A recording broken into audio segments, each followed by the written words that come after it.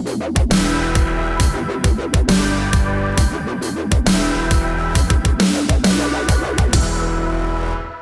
birthday, America, and to celebrate your 200 and however many years it is of independence, I would like to show you, and I don't want to oversell this thing, but I want to show you the greatest 8 seconds of video ever made by human beings, ever.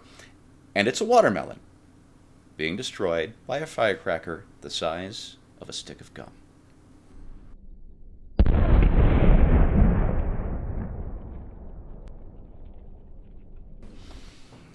Now, what might shock you about that amazing, amazing video that we all just watched is that it was actually put out on Twitter by Eric Garcetti, the mayor of Los Angeles, as a warning to the people of Los Angeles that fireworks are illegal in the city and would be, I think, even if you weren't in the middle of a drought, and that to please leave the fireworks up to the professionals was another thing he said in that tweet. Scott, I think a video like this, aside from the politics, actually raises an important question. For example, what do you think would happen if I got a bunch of M80s on a single fuse and stuck one in each of these limes? Well, I say there's only one way to find out, isn't there? That's the spirit. That's right. America, baby. I don't want to just speculate. I don't want to have any kind of junk science on this show. That's right. I say we put it to the test. You know, it's amazing. How could somebody who's in the game of politics, where human nature is so crucial to your ability to advance in your career, have such a poor understanding of human nature?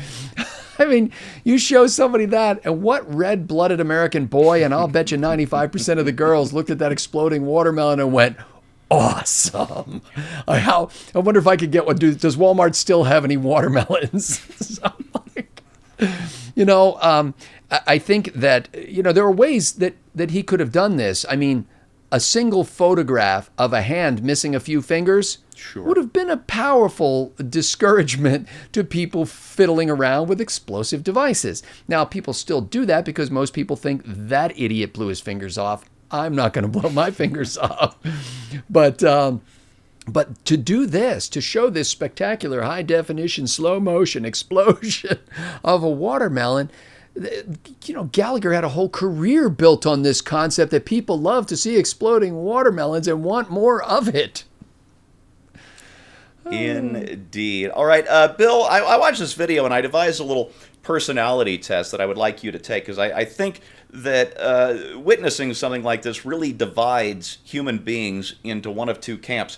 So let me ask you, does a video like this make you want to either accept the challenge of blowing up a big piece of fruit with a tiny firecracker, or go for the awesomeness of stuffing the biggest firecracker you can in the smallest piece of fruit? I've said repeatedly in public that when I finally pass away, I'd like to be detonated at the minimum safe distance of a nuclear weapon somewhere up in the upper atmosphere. Awesome.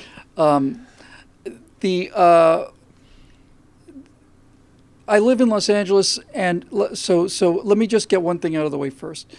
The idea of fires are actually very serious business here.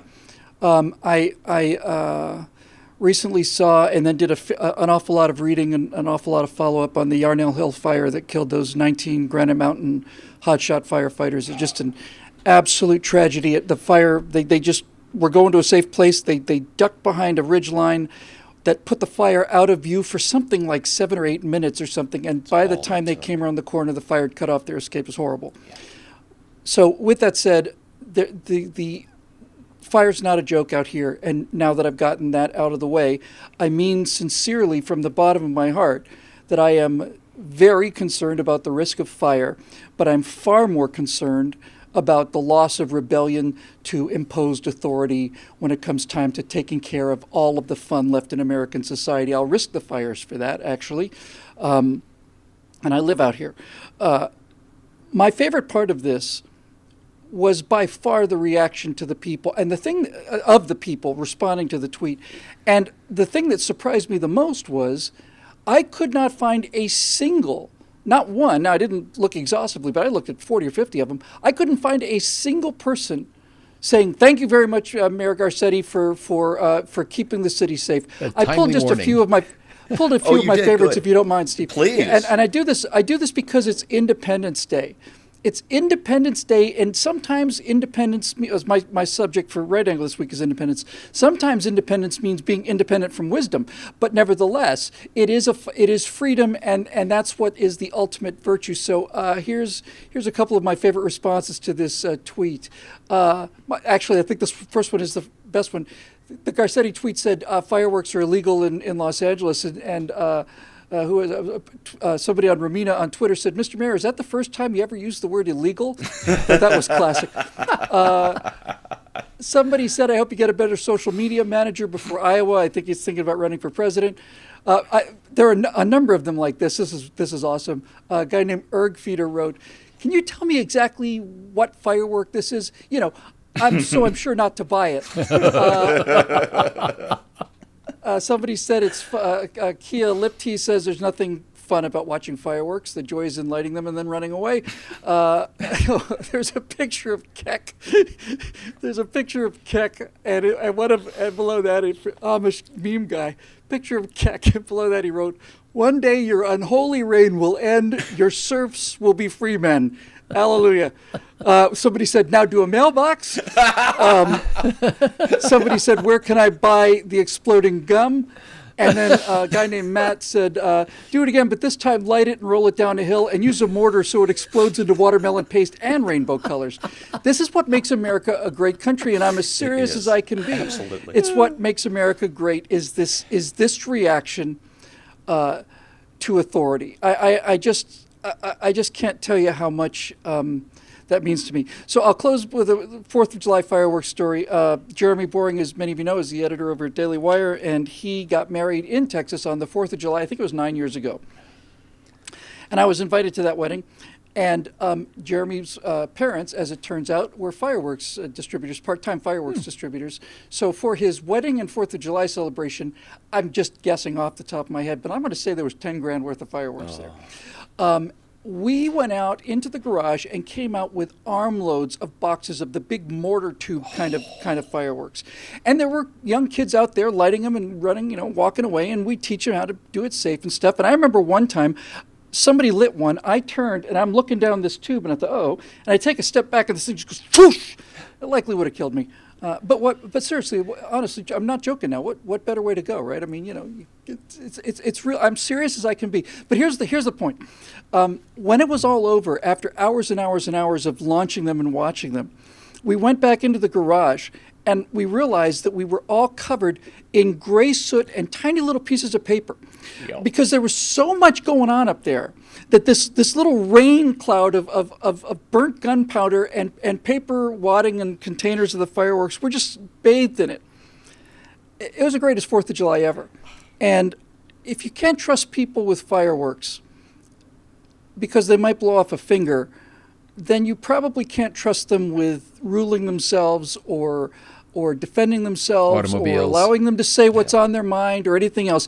If they can't handle fireworks, then things like liberty and republics are probably beyond them, which is why we have to fight this fight at the lowest level. And the lowest level for the fight for freedom turns out to be either one of those black cats, or lady fingers or sparklers even. Yeah. Oh, I've got a long... You can have my sparkler. Oh, I'm sorry. You can have my sparkler when you pry it from my cold, dead hands. You know what I'm dying to see, Bill? True story. My brother-in-law brought over for my sons, ages 12 and 8, 2 swords made of sparkler. And they're going to do battle tomorrow on Independence Day. Oh, that's so epic. You got to get that on video. I'm going Steve, to. It's absolutely going to be epic. Steve, let me. Bill made me think of something. Maybe Mayor Garcetti thought that the video would quench our need to do such things. Like we could enjoy vicariously the sensation of the watermelon exploding. And it just occurred to me in horror that that's probably true to a certain extent. Like I'll bet you people watch more hours of fireworks on YouTube than they do going outside, getting bit by mosquitoes, hanging out with neighbors and friends and loved ones and grilling meat. I disagree. Yeah, but the videos are there all year round. Fireworks on camera are nothing. Oh, I agree. One of the few. No, I don't think anybody watches fireworks on videos, personally. Yeah, I hope that's true. It's lame. I love the ones that are so YouTube big you can afterward. feel it on your chest. The drone, the one where the drone was flying through the fireworks, that was pretty awesome. That was pretty awesome. All right, let me wrap this up, folks. You know, I have a long history of doing really stupid stuff. From the time I was, 10, 11 years old, my buddy Kevin and I used to play this game called How Many Lady Fingers Can You Hold in Your Open Hand? And, as they go off. And sometimes when we're going camping up in the mountains here, maybe somebody brings a 12-pack of beer too cheap to drink, but cheap enough to shoot with a 12-gauge shotgun and get in slow-mo on your iPhone. So it had never occurred to me after all of this to blow up fresh fruit. And it makes me wonder, what's wrong with me? What have I been doing these last 30 or 40 years with my life? You wasted your life, Steve Green. I honestly have. But this really goes down to something important. If you don't see this necessary part of human nature, the need to do stupid, thrilling stuff for no reason more important than it's stupid and thrilling, if you don't understand that essential element about human nature, then you might be a leftist. And you probably hate America. And you're probably not watching this show. So for everybody else, happy birthday, United States, to Great Britain. We love you, but we had to part ways. And thanks for watching. We'll see you next week. And, oh, you know what I forgot to say? This is made possible by the members of BillWhittle.com. If you like blowing up fresh fruit, click over. Become a member. We'd love to blow up some fresh fruit with you. Thanks for watching. We'll see you next time.